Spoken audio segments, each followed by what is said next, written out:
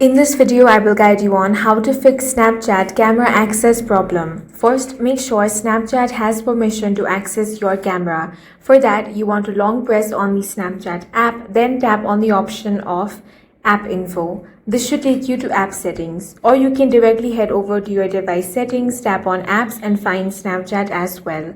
Now you want to tap on the Permissions option. Here, look for the option of Camera, select that. Make sure that it is set to allow. Make sure that it is not set to do not allow. If it is, then go ahead and select the allow option. Now open Snapchat and check if the issue has been fixed. If it is not, then open the app settings again. This time you want to tap on Force Stop, then tap on OK. Next, you want to select the option of storage. Now tap on Clear Cache.